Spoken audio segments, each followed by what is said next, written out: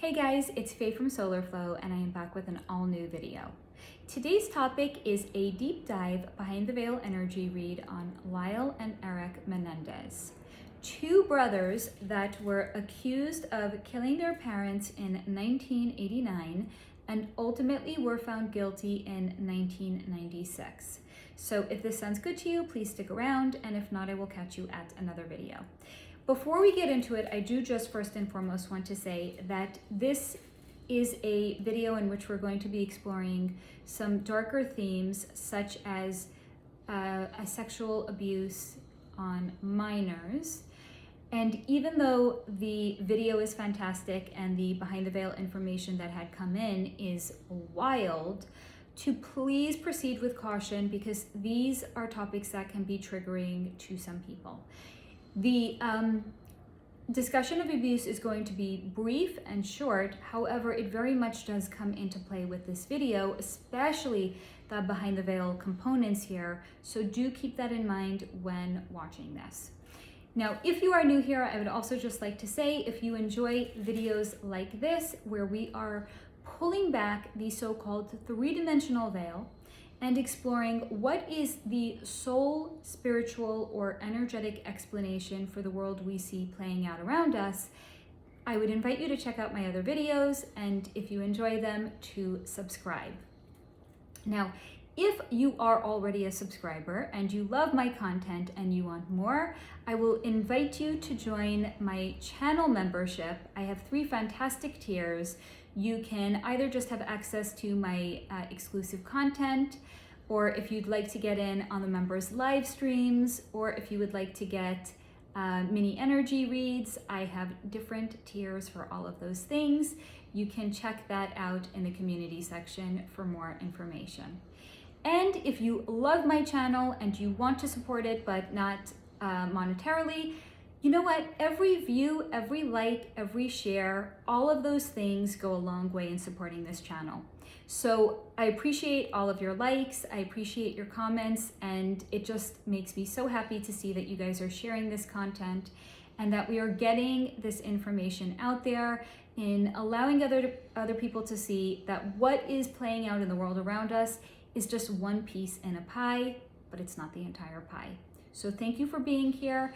Thank you for sharing the content, and thank you for all of your likes and all of the comments I receive from you guys. And with that in mind, let's dive in. So I'm going to share with you some of the very, very brief 3-dimensional information that had come in with a quick 30-second Google search. Thank you to Google and Wikipedia, which is as such. 2 brothers by the name of Lyle and Erik Menendez, who later became known as the Menendez brothers in their trial, were accused of taking their parents off the earth plane when they were approximately 19 and 21 years old, respectively.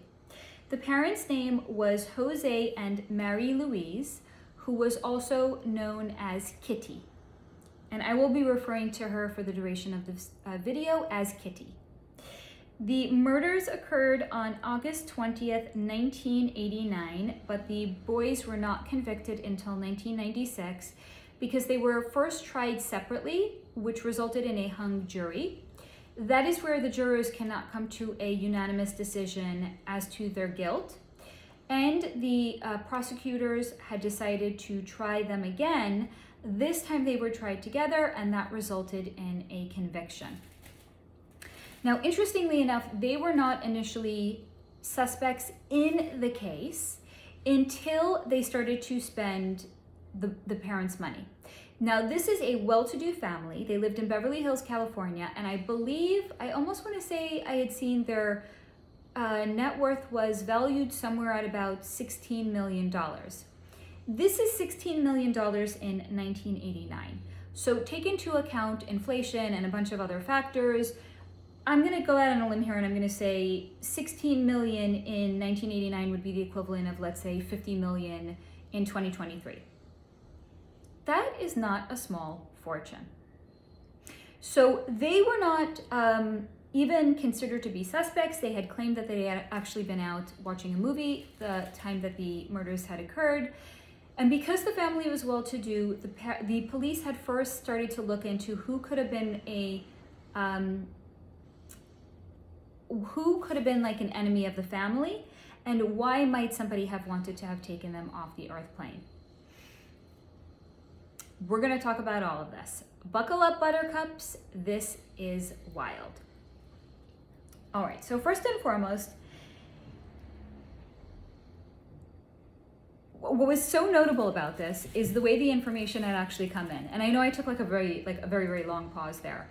I was taking a moment to just collect my thoughts, because usually the way the information will come in is kind of like a story, right? Sometimes it will be like a story. Sometimes it will be like I'm having a dialogue with the person whose energy that I'm looking into. It can be a color, it can be an emotion, it can be like a reference to a movie. And what tends to happen is part of the takeaway is actually at the end of the video, or the entirety of the takeaway is at the end of the video. But what is so interesting and notable about this is it came in as if it was a movie that I was watching, but it was a movie where the narrator of the film was actually telling me something that pertained to the end of the movie, but they were saying it at the beginning of the movie, almost as if to set the entirety of the movie up. Like narrating to you what you can expect to see in this film and why it's notable. And this is very much the way the information had come in as well, which is part of the takeaway in this, is actually introduced very, very early on. And here's why. As soon as I had sat down to connect to the energy of Lyle and Erik Menendez, I kept hearing over and over and over again on repeat, quote, "They were marked for this," end quote. Over and over and over again. They were marked for this. And I was like, that's interesting. And while perhaps in the past I would have been intuitively guided to ask, what is the this? Or what does it mean to be marked? Or why were they marked? Or how were they marked? Actually, because I'm an intuitive, I was intuitively guided to ask the following question. If they were marked for this, does that mean I'm marked too? And then does that mean everybody is marked? And this is the answer that I had received. Quote, "We are all marked for something. And us coming to this place, as in the earth plane, is neither accidental nor coincidental, as we all have our set missions of things to experience or accomplish, but this is even more so if our actions land us in the news." End quote. Now, this is a concept that is very much aligned with a lot of the other information that has come in any or in all of my videos from the past, which is this idea that we are not pinballs being dropped into a pinball machine, haplessly being thrown around by the pinball paddles in our life. No. This is very much in line with what has been coming through time and again, which is that we come here with either soul contracts or agreements of things that we will experience in this lifetime, A, and B, the soul contracts can be between ourselves and others, which is our working through what I refer to as karmic shit. What is karmic shit? It is the accumulation, if you will, of karma or actions that we have collected through various different lifetimes that necessitate us coming back into any particular lifetime to work through that karmic shit with the other players that we have collected the karma through. Not all the karmic shit that we come to work through is bad, because we can have an accumulation of things to work through, perhaps choices that were made that negatively impacted other people, but we're so much more than that. We also have the collection of beneficial karmic shit, which is where we have done a great number of things shared between people through various lifetimes, and now we are coming back together where they can now bestow the benefits of our karmic shit back onto us. So not all karmic shit is bad, and not all contracts, soul contracts, are bad either. Actually, in fact, nothing is good nor bad, it just is. But in our efforts to make sense of things, we like to categorize them and put them into neat boxes to make sense of the world around us. So that is why we will label things as good or bad or ugly or beautiful, or that person's a monster, or that person's crazy, or whatever it is to make sense of the world around us. So this is very much in line with all of that, which is that we are all marked for something. How are we marked? It's through the contracts we have agreed to come back and work through, or the experiences that we said we wanted to have in any particular incarnation. But it's even more so if the things that we agree to experience are actions that will land us in the news and thus play out on the world stage. Because the things that are sparking our collective consciousness, such as the Menendez brothers, it's here to teach us something. And what was this here to teach us? This is where I had actually then asked, if they were marked, what is this? And what was shown to me is they were marked to bring awareness of sexual abuse, first and foremost, sexual abuse in families. I don't think I can say the word, so I'm going to dance around it, and I'm going to say non-consensual sex with minors, as well as the, again, a word I'm not going to say, or I don't think I can say, it's the participation in perceiving explicit material that pertains to minors being various states of dress or undress. The Menendez brothers, were marked for this. Now, by saying they were marked for this, this is for, first and foremost, not victim blaming. This is not saying they were marked for it and therefore they just had to endure it. No, it's to say that they, on a soul level, just like all of us, agree to come in and endure the big notable things that our souls endure in any particular lifetime. And yes, being the victim of childhood sexual abuse by the hands of your parents, that's a biggie. That's not like I went to McDonald's and I got a Big Mac. Or I got up this morning and I put on a yellow shirt. That's free will. Something as big and notable as this is considered to be a soul contract. But the soul contract was not actually with the parents. The soul contract was their agreeing to volunteer to come into this incarnation, to endure the abuse for the betterment of all of humanity so they could shine a light on it. That was what they were marked for. The soul contract was between the parents agreeing to come in and to agree to be killed at the hands of their biological children. But the soul contract was not with the boys agreeing to endure the abuse. They volunteered for this. And as such, because they volunteered, they were marked for it. Now, in fact, the fact that both of the boys were good looking, clean cut, and came from so-called good or well-to-do financially families is also not a coincidence. And this was very much by design. And why? Because how can you tear down stereotypes that things like this don't happen to these kinds of families without it happening to this kind of a family? So by having something of this magnitude happen in a so-called upper class family is so that people cannot turn their eyes away and proclaim this doesn't happen to their kind of people. Because look, it did.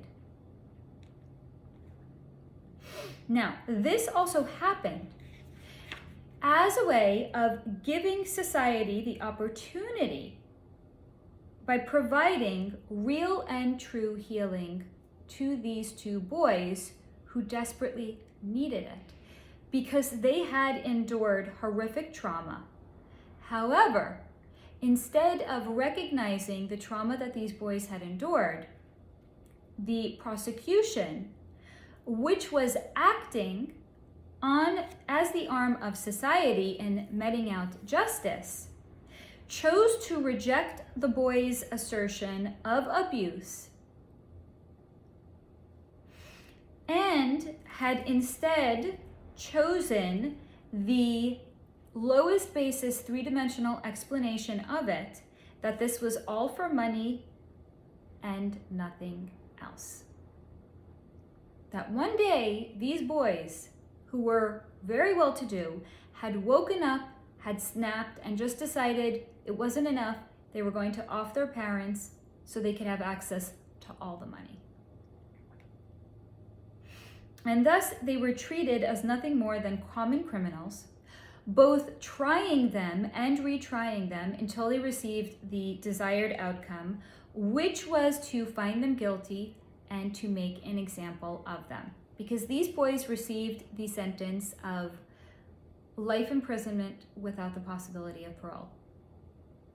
Did these boys receive the help they needed for the very real trauma that they had endured? No. In fact, they were re-traumatized. Now, what's interesting is that the prosecution had chose to make an example of these boys' so-called bad behavior, which was the taking the parents off the earth plane. First and foremost, I'm just going to stop and I'm going to say as an aside, we are not belittling the fact that the parents were taken off the earth plane, right? It's not to say that the only victims here were the parents. We're not demeaning it, we're not belittling it, we're not saying that it's not very, very real and very true. It's just to say that on the base three-dimensional level, when we look at this, we're just going to say they took the parents off the earth plane. But when you peel back the veil and you understand that this had a bigger meaning behind the veil, we have the opportunity to say, well, hold on. Well, the parents were never actually found to be guilty of committing their own crimes. They didn't get to be on this side of the world when the allegations of abuse came out. Therefore, they didn't have to experience any kind of embarrassment. In fact, they were released and sent to God, and they got to hang out and chill out with God, while the boys, on the other hand, continued to stay on the earth plane and have the abuse aired in trial, because the trials were televised. So the bad behavior that was actually made to be an example of was the boys taking the parents off the earth plane and completely rejecting the other crime that was committed here, which was the allegations of abuse. Now, I also want to stop and say that the allegations of abuse were not completely, it's not like he was just, Lyle had woken up one day and made it up. Like, oh, we're accused of killing our parents? Okay, then, well, they abused us.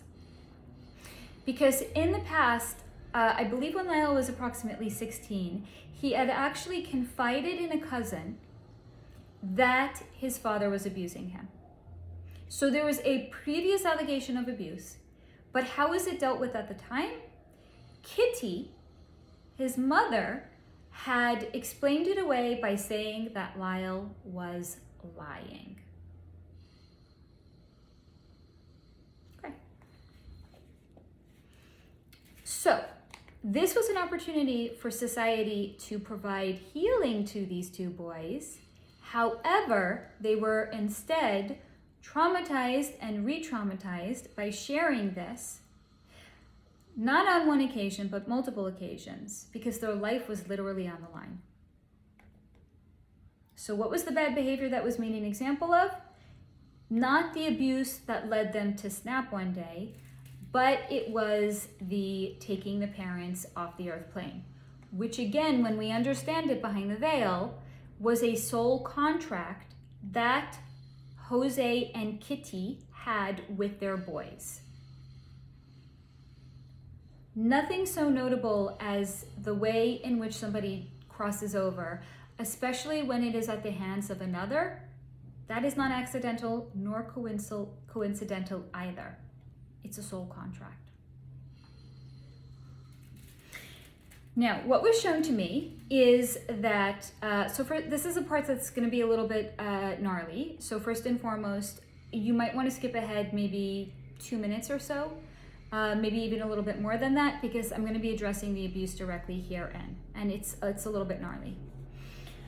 So what was first and foremost shown to me is that the abuse had started with Lyle, who is the older brother, when he was approximately 2 years old. But it was a kind of like a one-off kind of a thing that had happened, almost, if you will, like a proof of concept that José had done it and realized that he could get away with it. But then shortly thereafter, Erik was born, and they were all kind of like adjusting to the new energy in the house of a new baby and a new life. So he didn't necessarily have the opportunity, or I'm actually going to say more like this, he didn't actually have the desire for a couple of years thereafter to engage in it again. Now, what is notable about this, and this is something that had come in the video I had done on Scott Peterson, what had precipitated the abuse when Lyle was 2 years old was the upcoming birth of his little brother Erik. And why is this notable? Because José, the father, was living in a lower energetic state, a disempowered state, if you will, where he was living out of alignment with his highest version of his divine masculine. And therefore seeing Kitty, his wife, on the precipice of having her second child, which was where she was expressing one of the ways that a woman can achieve her most highest expression of the divine feminine, which is by bringing a life into the world. He, because he was living in such a low energetic state, was triggered by this, and therefore he had actually engaged in the first instance of the abuse against Lyle. He was energetically in a lower state. He was threatened by Kitty stepping into one of the versions of way a woman can express her divine feminine, and therefore he had chosen to perpetrate sexual abuse against Lyle when he was approximately 2 years old. Now, there was a reprieve of it for a period of time, which was approximately 2 years, until Lyle was 4 years old and Erik was 2. And it was at that time that the abuse had well and truly picked up and started for of a duration, I would say, of approximately 8 to 10 years. So Lyle was 4, and it was happening until he was approximately 12 to 14 years old. When he was then starting to undergo puberty, he was growing, he was bigger, he was now going to be a physical threat to José, because he wasn't like a small little kid that could be pushed around any longer. So it's also not to say that Erik was not abused during this time as well. He was. It's just to say that up until the period that Lyle was approximately 12 to 14, he was the favored toy of José. And there's a fly flying around here, so please, if you see it, just say hey or ignore it, whatever you want. It's just to say that he was the favored toy until he was older and bigger, and then at that time, Erik became the favored toy. Okay, and even though the abuse had well and true started at the point that Lyle was about approximately 4 years old, Even though he was young, he knew intuitively that what was going on was not right. However, he was a kid and he was completely powerless to stop it. And as such, the abuse had endured. Now, Lyle, it was also shown to me, he did have a temporary reprieve against the abuse until something notable would happen for him in school. And here's why. So this was something that also I had read in the Wikipedia page, which is that it was notable that Lyle was not considered to be a good student in school academically, but he did excel in tennis. Now this is notable. Why are we talking about it? Because it's notable. Why is it notable? Because of what was going on behind the veil on an energetic level, which is that Lyle was actually making a choice not to be a good academic student. And why? Okay, because when he would do well in school, he would, let's say, come home from school and he'd be like, I got an 88 on my math test, or I got an A on the paper I had to do for my English class, whatever it was. Whenever he was showing up in a more energetically higher vibration state, because he was feeling good about himself or he was doing well academically, he was suddenly a brighter, shinier object to Jose, and the abuse would pick back up again. Now, this is not something that Jose was conscious of, right? It's not like, oh, my son is doing well, he's energetically more higher vibration, and I want to siphon his high vibration energy off of him. No.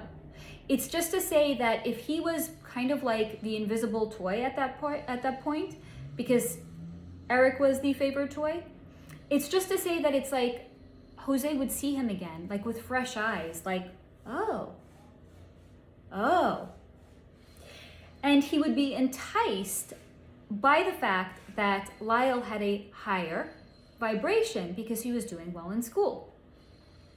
So subconsciously, Lyle was realizing, when I do well in school, the abuse picks back up again. He made the decision to not do well academically because he did not want the abuse to start up again. So understand, behind the veil, this was actually a decision that he had made. And it wasn't like he was just a bad student and he just couldn't do well. Now, this is interesting because this is also very much the way in which energy siphoning works. I'm going to explain it because this might be a newer concept to some people that are watching this, or even if you've seen other videos of mine and you want to get a refresher on it. So on an energetic level, our energy can very much be siphoned off of us. But it can only be done if we are already marked, if you will, or imprinted, if you will. And this would happen in the formative years of our life when we are younger. So these two boys were already in being abused by their father since they were 4 years, approximately, let's say 2 and 4 years old, respectively, up until the point that they were like young adults and puberty had set in. So they were already kept in a lower energetic state because of it and were quite energetically shut down. And they were in a lower energetic state because their energy had been siphoned off of them through the abuse that they had endured at the hands of their father. Now, this is also going to explain in a 3-dimensional layer, and I'll also explain the behind the veil layer also after, but this is going to explain strictly in the 3D why we would explain, if you will, that somebody that has endured abuse in their formative years when they're younger would go on to find themselves in some sort of an abusive relationship when they are older. Because it's like, well, they're used to it, and that's the association that they have of what love is, right? Like, they were abused in their formative years by their parents. Their parents are perceived to be their loving caregiver. So the way that they would grow up is then perceiving how do some people express love? Through abuse. That is why they would end up as an adult, let's say in an abusive relationship. But here's what's going on at an energetic level behind the veil. And that's why we talk about these things. Which is to say that they were, because of the abuse that they had endured, or this is not just about them. Let's say this is the abuse that anybody endured in their formative years. They already are living in a slightly more lowered, energetic and disempowered state because of the abuse. They will also have energetic chinks in their armor. Imagine, if you will, like your physical body is your physical armor, but we also have an energetic armor that is around us. And if somebody has ever been on the end of it, where they were the aggressor of abuse, they are already energetically in tune to the way in which somebody would show up when they are in an energetic disempowered state, and they have that energetic chink in their armor. So they are already used to spotting, if you will, who is the easiest prey. Who are they going to go for? Do they want to go for the person that has lots of energetic reserves and it's going to be harder for them to poach that person's energy? Or do they want to go for the low-hanging fruit? They want to go for the low-hanging fruit. And that is why energetically, people will end up in an abusive relationship when they are older, because they have the energetic chink in their armor, and their abuser can, if you will, imagine this is a straw and not a pen. They can literally hook into their energy and just siphon it off of them. And I'm going to give you further context for the way in which, for example, the siphoning works as it is a straw. So imagine you have a super yummy, big milkshake, chocolate milkshake, super, super yummy. You want to have access to it every opportunity you can because it's super yummy. So you will choose to put a straw into it, so every time you walk past it, you have easy access to it. You can just suck your milkshake up through the straw. That's a hell of a lot easier than having a big ass cup and picking it up and then gulping from it, and then you have, the chocolate mustache around your mouth, and then you have condensation on your hand because it's cold, and then you have to, when you pick it up, you have to wipe the table down because there's condensation. It's just too much. It's too much work. You want to have your easy access. And when somebody has endured abuse of this kind, they are marked. They are tagged for it. And it makes them very, very enticing to somebody else that has nefarious intentions for them. Jose had nefarious intentions for his son. So when he would see his son energetically starting to rise through his good grades in school, he was suddenly a more vibrant option to him again. He saw him again, and he was, disappearing into the background. He saw him again, and he wanted to siphon the energy off of him because, that looks like some juicy energy. I want to get my hands on it. And remember, Jose was living in an energetically disempowered state already, so anytime he saw Lyle starting to rise, he wanted to siphon the energy off of him. So Lyle then, therefore, again, unknowingly, it's not like a conscious understanding that he had, but subconsciously came to understand that he was being re-siphoned off of again, even though he was older, when he would do well academically, so he made the decision not to. Now you might be asking, okay, Faye, so if he'd made the decision not to do well academically, why then did he decide to excel in tennis? Here's why. First and foremost, he was actually burning off a lot of the lower, denser energies that he had experienced through the abuse. He was burning it off through the physical activity. Which is why I always say working out is a great way to raise your vibration, because you're burning off lower, denser energies that are accumulating in your body. So he was burning all of it off, and it was raising his energetic vibration. It was also reinforcing him because his energy was being raised up.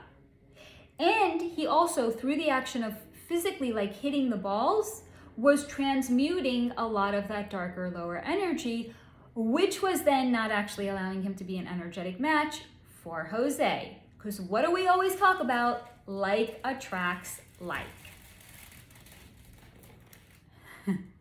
the best example ever.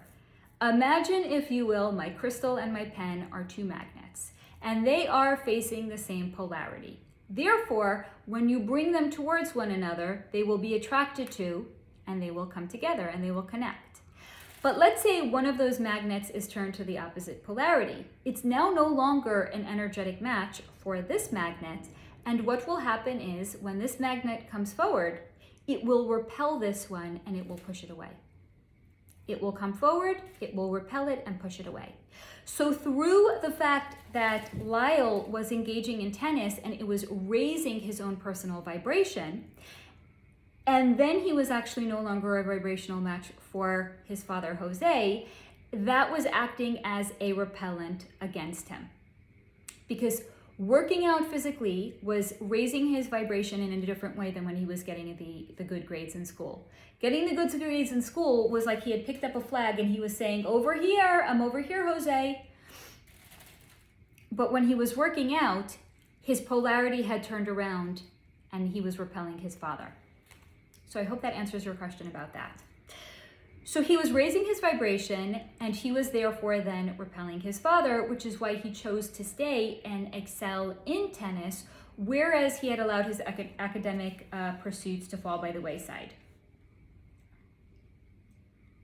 Now, interestingly enough, what was shown to me about Kitty, and I don't know if you guys have noticed, I've actually been enunciating her name, Kitty, all the way through the entirety of the video. And that is not coincidental. That is very much by design. Because that is the way Kitty's energy had come through. Kitty is not someone you would refer to as Kitty, right? Because sometimes here in America, Americans, we kind of have the tendency of pronouncing our T's as if they are D's, right? Like think of the way you say water. Not a lot of Americans are going to refer to water as water. We say water. Being a New Yorker, I also know for myself, like I didn't call Manhattan, Manhattan. I called it Manhattan. We kind of are slack-jawed when it comes to our T's. They turn into D's. So it's very notable of the fact that the way Kitty's energy had come in was one in which it was like almost demanding to be referred to as Kitty, with a strong enunciation of the T's. And why? Because that's her energetic blueprint. She was a bit of a, if you will, upper cruster. She was a bit of, if you will, the kind of woman that would walk around, literally, like, it could have also have been literally, but figuratively, like with her nose up in the air, like looking down at, you know, the little people. She liked her life the way it was. She liked being the envy of her friends because she had a very, very financially well-to-do husband. She had her 2 kids. She had her house in Beverly Hills. She was living the 3D dream. It very much behooved her to look the other way. She had her dalliances on the side. So, okay, Jose had his dalliances too. It just so happened to be that those dalliances were with their children. But who was she? This is her justifying it in her mind, very subconsciously. But who then was she then to judge him for his dalliances when she had her own? But why was she justifying it in this way? She was really invested in not facing this. Because then if she faced it, she would go from being the envy of her friends and being the envy of the neighborhood to being the laughing stock. What would people say? I heard Jose was abusing the kids for years. That wouldn't do for her. Not in the world that she had created for herself. So she was very invested in being in denial.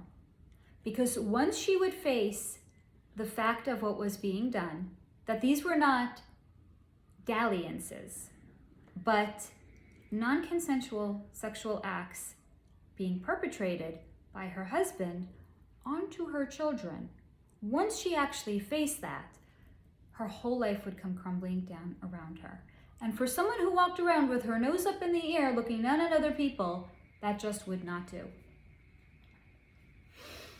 Now, Kitty, was also shown to me as not being a particularly loving or warm woman to either José or her boys.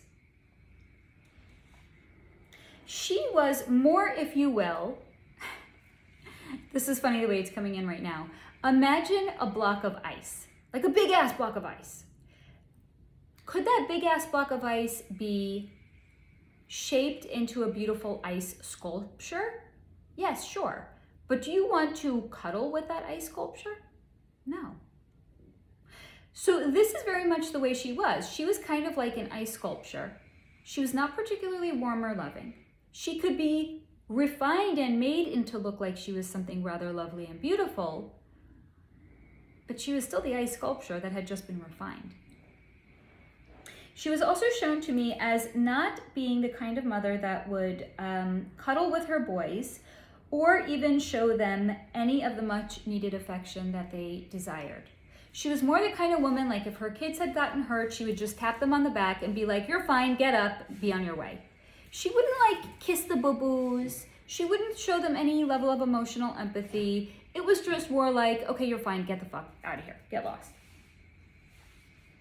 So on the surface, it might be easy to say that she was totally in denial, but truly, she actually could not stop and imagine that the man she had married was doing these things to her children, so it was very much her choice to stay in denial.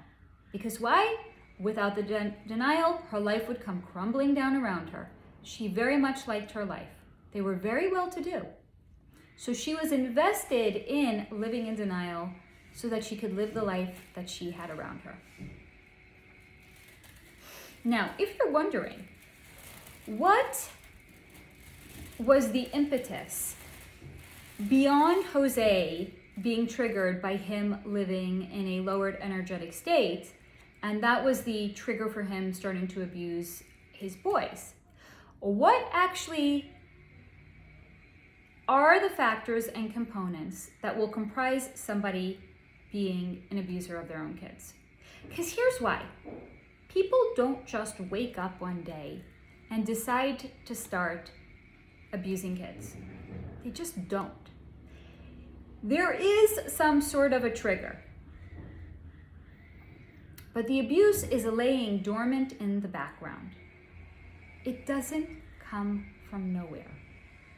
People that enjoy looking at explicit images of children in various states of dress and undress and sharing it with other people, that doesn't just start one day either. People don't wake up one day and decide that they are attracted to little kids. So what's the origin point? So this was what was shown to me about José. José was reenacting the abuse he himself had endured as a child as a way of making amends with it. Because if he was doing it to his own kids, then surely what was done to him when he was a child couldn't have been that bad. So he chose to perpetrate it. And this happens because repressed memories hidden in the dark have a way of coming to the light. And how do they come to the light? What is repressed and how does it come to the light? What was done to that person when they were a child that they are now choosing to enact as an adult? Because the repressed memory is what they themselves had endured, and how is it coming to the light? With them continuing to perpetrate it. People just do not wake up one day and decide to do these things. It is lying dormant as a repressed memory inside of them. And it comes to the light when they choose, as an adult, to continue to perpetrate it. This is exactly what generational trauma is. It is trauma that was endured by one person who, when they were an adult, continued to perpetrate it. And on it goes until somebody says, "Till here but no further. I am breaking the generational trauma." But that wasn't José. Anything also hidden in the dark is perceived as shameful. And shame will follow a person like their shadow. So until we choose to confront our shame, that shit will follow us like our shadow does. And then if we don't choose to be the generational breaker of the trauma, will continue to be perpetrated. The first chance, therefore, José had to unload the abuse he had endured, he did, regardless of the fallout or who was getting hurt. His children. José was so completely haunted by what had happened to him that the only way he could get on the other side of it, the only way he could therefore justify it, because it had happened to him as a kid, was to do the same thing as well. Because again, it can't be that bad. It can't be that bad what happened to me, because look, I'm doing it to my kids. This is what can happen to someone if they don't do the necessary reflection and they are living, if you will, on autopilot, running away from their trauma. Is as futile as trying to run away from your shadow. Your shadow is stuck to you. Until you turn around and confront it, that shadow will no longer be 25 feet bigger than you when you're standing in the sun. Because you'll say, "I know what you are. I just have to move to a different position where the sun doesn't shine quite that way and make my shadow look quite that big. I just need to do the necessary work to reframe this, to get on the other side of it and make peace with my shadow. Making peace with your so-called dark side. Making peace with the so-called unlovable parts of yourself. Because until we do, that shit will follow you like your shadow, as it did with José. In addition to that, the act of what he was doing, which was first and foremost his way of trying to be like, well, the trauma I endured wasn't that bad because, look, I'm doing it to my kids too, right? He was trying to make amends with it through the action of repeating it. There was the additional bonus as well of siphoning off energy from his sons, thus reinforcing him. And what do we know? It started when, again, he was feeling triggered. The repressed memory of what he had endured was triggered in him when he was feeling so much in an energetically disempowered state because he was seeing Kitty on the precipice of embracing one of the ways in which she was expressing her divine feminine. He became so triggered by it that he engaged in this act of sexual abuse on his own child because through it, he was energetically reinforcing himself. It allowed him to feel powerful when he was at actually one of the most energetically disempowered state that he has been in. Again, looking at his wife being like, she's having her glow up and what the fuck am I doing? So because he was feeling so energetically disempowered, the abuse allowed him to feel powerful and more masculine after. Therefore, it felt like a drug and he kept coming back for more. And what did that then lead to? Was Lyle and Erik growing up in a completely energetically shut down state as a matter of survival. They were also shown to me as every once in a while their true self would pop up, look around, see that they were still living in energetic dysfunction and chaos, and they would disappear again. They were, if you will, kind of like a groundhog. Popping up, looking around. Who? Puxatawny Phil, right? Other Americans will know this reference. If you're one of my viewers from around the globe, it is said, I think it's in maybe like Philadelphia or Pennsylvania or I don't know. But there is a groundhog. They have affectionately named him Puxatawny Phil because it happens, I think, in a town called Puxatawny.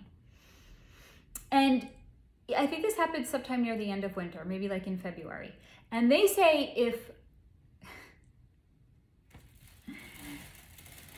it's not, you're going to see why I'm laughing in a minute, but it's not lost on me that it's his shadow. But Puxatawny Phil pops his head up out of the ground, and if he sees his shadow, then we are said to have another 6 weeks of winter. But if he doesn't see his shadow, it means spring will come early. There's so much symbolism here that it's connected. It's just wild. So first and foremost, the boys' lives were literally like Groundhog Day. If you know the movie, you know what I'm referencing. Every day, this guy is living his life on repeat exactly as it was the day before until he does what? Until he makes a different choice and he can break the whatever it is that is holding him there, keeping him living his life like a groundhog. Every day, exactly the same on repeat. So let's apply this to what we had just discussed. Shadow. Puxatawny Phil, does he see his shadow or not? Are you going to have 6 more weeks of winter? 6 more weeks of living in the dark night of the soul? Or are you going to confront it, i.e. not see your shadow, integrate that into all parts of yourself, and then you can move on into spring. You are no longer held in a darker, denser, dark night of the soul energy. Exactly what was happening to Jose. And that the boys were living their life on Groundhog Day. Every day was pretty much the same. They were kept in an energetic, lower vibrational state by Jose because when he got up and looked, he saw his shadow and he was held there. Energetic trauma. Generational trauma. Energetic dysfunction and generational trauma. Right here, the best examples. So the boys would pop back up, see the dysfunction and chaos still around them, and would choose to disappear again and continue to live in a lower, shut down state. And again, the only genuine reprieve that Lyle had was when he got older and when he was no longer perceived to be the favored toy, but Erik was, because Erik was younger and smaller, and he was not a physical threat to his father.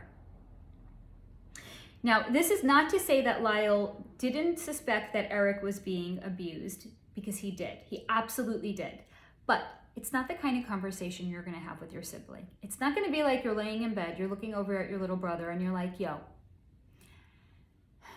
so sometimes dad touches me in an inappropriate way.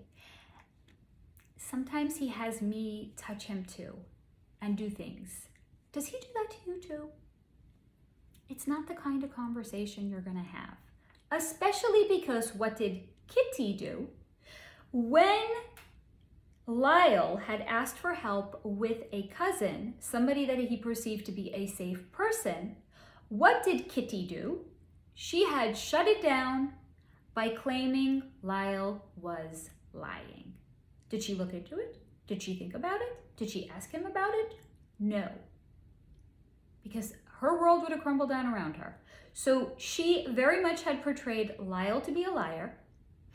And therefore, this was not exactly a topic of conversation he was going to pursue to have again. Now, things did come to a head a couple of days prior to the crimes themselves. And this is what was shown to me. Erik did actually choose to have a conversation with Lyle, and he had shared with him what had been going on. Now, Lyle was suspicious of it, but this was the confirmation. Now, Lyle also knew what it was like to be on the other side of it, where you're confiding in someone that you perceive to be a safe person, and to have that person, even though he perceived the cousin to be a safe person, to have that go nowhere because Kitty had circumvented it and gotten out ahead of it and said, no, he's just a liar. Don't listen to anything he says. So this very much had activated Lyle as being the older brother and the protector in wanting to, first and foremost, acknowledge what was happening to Erik. He knew it was happening because it had happened to him too. And he wanted to he wanted it to go somewhere. He didn't want it to be a dead end like when he had spoken to his cousin. So he was very much activated by Erik confiding in him into action. And he was put into a state of rage. This was a rage that did not actually dissipate. Because sometimes you could be like really fucking angry. You just need to like sleep on it. Or you just need like, a couple of days space it away from it to reevaluate it, and then you calm down and you're like, what, it wasn't that big of a deal. This is not that kind of a thing. This was a big fucking deal. So Lyle was activated in his rage towards his parents because Erik had come to him and confided in him, and he recognized Erik had done this because he was a safe person in a safe space, and he knew what it felt like to not be believed. So he was very much enraged and motivated to be there for Erik in a way that no one had been there for him when he had been crying out for help.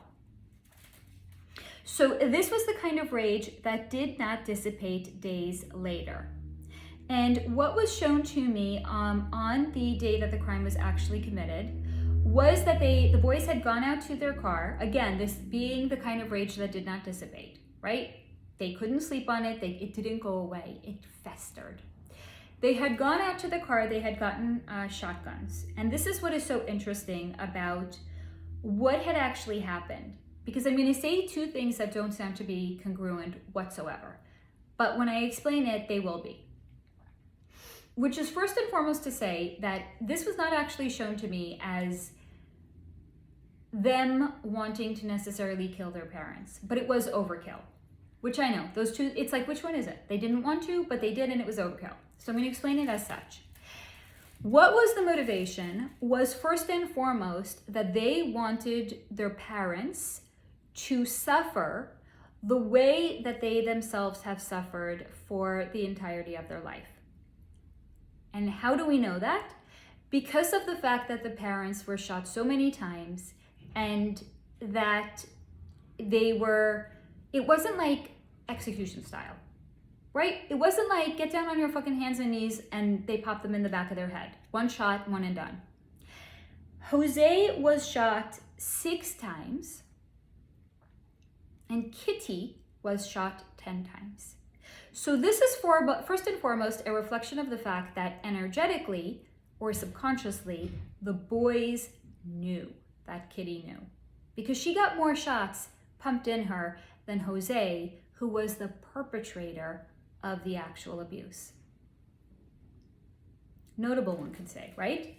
It was their recognition she was complicit in it. They were so fucking angry at her because she really could have been she could have stopped it. She didn't. So they wanted to have her experience the fullness of their rage because she was shot more times than José was. So it was, one could say, overkill because it was done in such a way where there was more shots than was necessary. And what's necessary? I mean, that's kind of like a weird word. I'll give you that. But it was because it wasn't one and done. It was many, many shots because it was their releasing their rage and the expression of their rage released onto their parents. Now, the fact that it was also done with a shotgun and not a knife, I found to be particularly notable, and here's why. If they would have used a knife, it would have meant that they would have to get closer to their parents to actually be close enough that they could wield a knife against them. And frankly, neither of them felt safe being that close to their parents. So the shotgun was a safe way in which they could keep a respectable distance away from their parents, where they didn't have to get too close to them, because being close to them did not feel safe. That is why they chose the route of the shotgun. It provided a safe space and distance from them, whereas a knife would have meant they would have to get too close to them. That was something that neither wanted to do. So they were able to hurt them by way of the multiple gunshot wounds from a safe distance away. Now, what was shown to me right afterwards was that the boys had very different experiences with this. Lyle, for the first time in his approximately 21 years of life or so, felt strangely calm because he had always been a nervous wreck. He had been, for the majority of his life, he had been completely dysregulated, both mentally and emotionally. So once he had neutralized the threat that his parents were, he felt calm for the very, very first time in his life. But Erik, being younger, had a different kind of experience. He was more out of sorts. He was younger and a little bit less developed than Erik, and he was actually scared. However, Lyle, being the older brother to him, and the brother that had, when he had confided in him, had unequivocally taken his side, knew it to be true, and wanted to protect Erik, seeing how calm Lyle was, actually had a soothing effect on Erik, and he did calm down a little bit. Now, as I had shared at the beginning, what was so interesting and notable about this is the fact that the boys were not even considered to be suspects at all. They claimed that they were at a movie, and this was back in 1989. We didn't have cell phones. We didn't have GPS tracking on cell phones. They said they were there. They must have been there. Plus, this is a well-to-do family, so perhaps there were some enemies that had it out for them and took the opportunity when the boys were out to take the parents off the earth plane.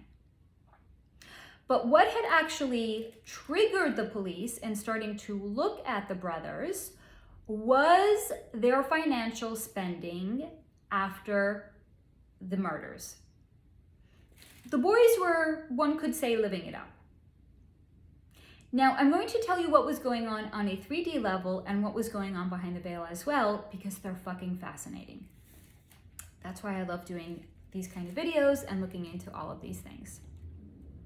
So first and foremost, on a strictly three-dimensional level, why the boys were spending so much money was, first and foremost, they were young. These were two young fucking kids. They, after what they had endured, they felt they deserved to spend the money and to live a little. That's strictly on the three-dimensional. Two young boys, they had endured hell and back repeatedly. They just wanted to blow off some steam, live a little bit, and spend some money. Again, keep in mind, this is a well-to-do family. It's not like they were completely destitute before. They were wealthy, but they felt they had suffered. Now their parents weren't around. They wanted to blow off some steam. Now, what was going on behind the veil, fascinating, is that it was a subconscious effort on their parts to extinguish the remnants of their parents by eliminating their legacy. What was the legacy of the parents being so well-to-do? It was their financial success. But how was that financial success attained and achieved? It was because José was siphoning off the energy of his children. So on an energetic level, Lyle understood the financial success and legacy of the parents was acquired through dark, nefarious means, which was the energetic siphoning off of their energetic life force through the sexual abuse. So, since it was acquired through dark means, he wanted to spend all of the money and get rid of it. In a way, it was his effort to eradicate any evidence of the financial success, because the financial success of the parents would forever stand as a reminder to Lyle of how that financial success came to be. through the sexual abuse. So he was looking at it as spending it and getting rid of it because it was acquired through him and his brother.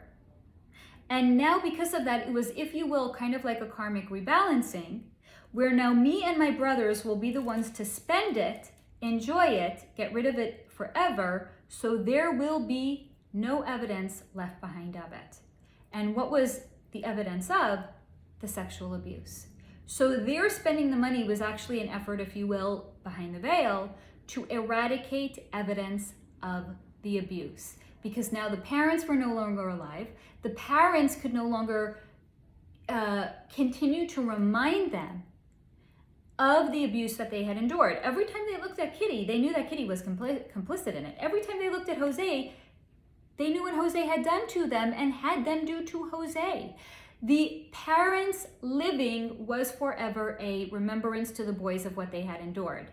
Just like the existence of the money was also further evidence of the abuse that they had endured. They were trying to eradicate evidence of the abuse.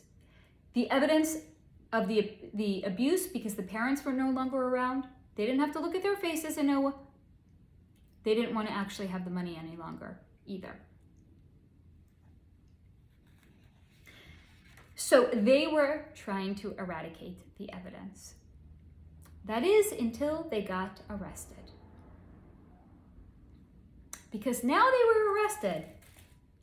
And the police and the prosecutor were crafting this narrative that one day, these two boys who were well-to-do had one day woken up and just decided they were going to off their parents so they could have access to all the money. So though they had tried to eradicate the evidence that existed in the world, they now had to go on trial and have this be televised, in which they were sharing the abuse that they had endured for years. Society can be cruel, especially to things that trigger us and our sense of safety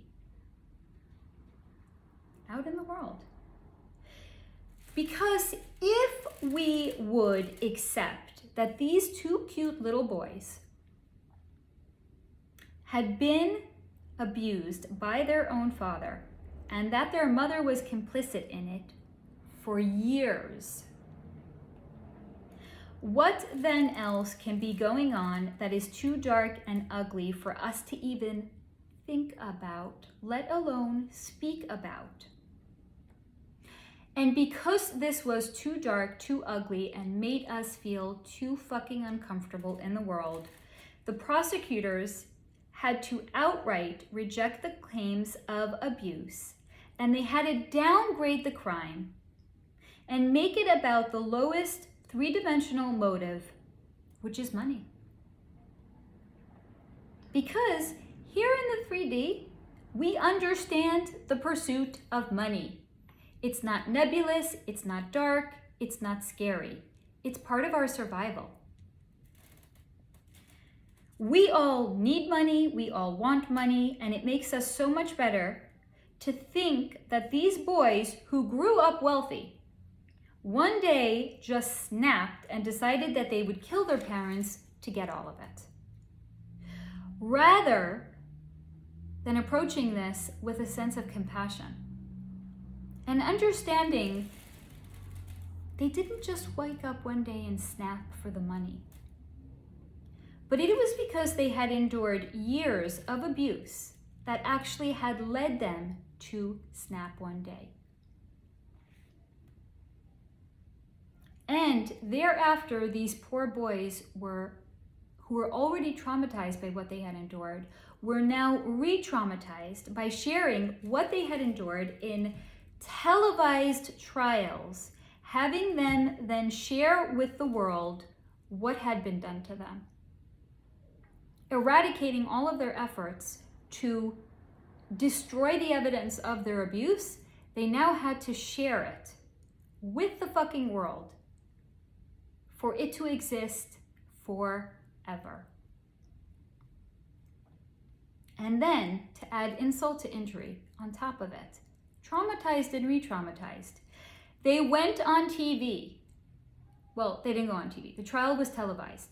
They were on TV sharing what had done to them after they had tried to eradicate the evidence, now sharing it with the world, only for the world to say, "We don't believe you."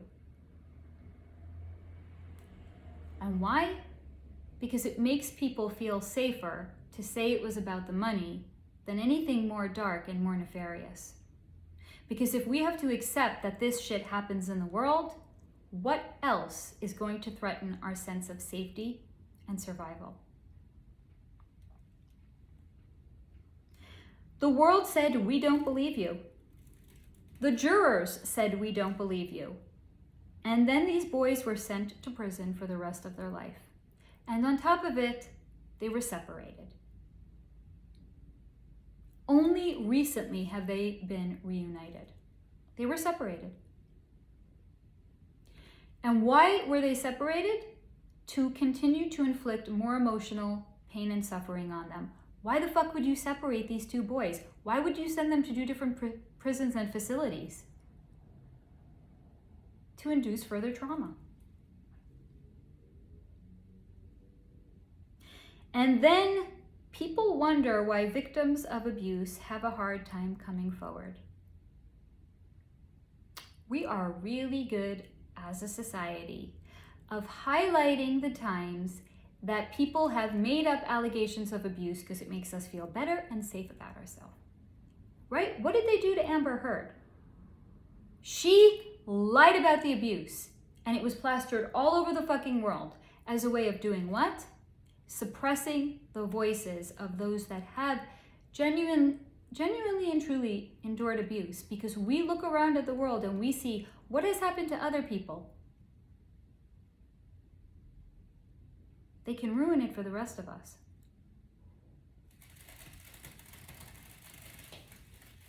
So, the opportunity was here at that time for the world to slow the fuck down, stop, and believe these two boys were victims of abuse, instead of snapping one day and doing a money grab. The opportunity was there to provide real, genuine healing to these boys. The opportunity will, therefore, forever continue to be there for all of us. Through the presentation of these cases that spark our collective attention, as they are an invitation for us then to explore the so-called darker parts of humanity and what drives the choices that people make. Was it really about the money? Or was there something dark and nefarious going on? The cases that spark our collective attention are here to present us with these opportunities to explore what is going on behind the veil.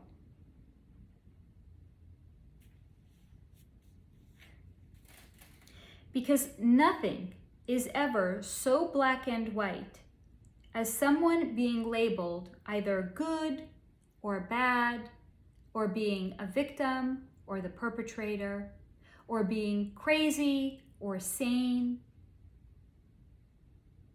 Those are just labels for us, so we can feel comfortable in the world around us.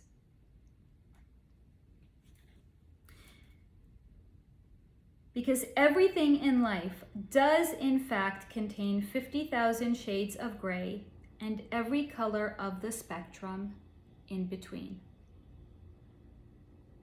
Every choice that a person makes, every action that a person does, contains those 50,000 shades of gray and every color of the spectrum in between. Because once we peel back that three-dimensional veil, nothing can ever be labeled so crystal clear as good or bad again. So as always, guys, this, first and foremost, this is the reading that I have done on Erik and Lyle Menendez. As always, I hope that you guys have found this video to be interesting, insightful, maybe thought-provoking. Take what resonates, leave the rest behind, and as always, stay in the high vibration.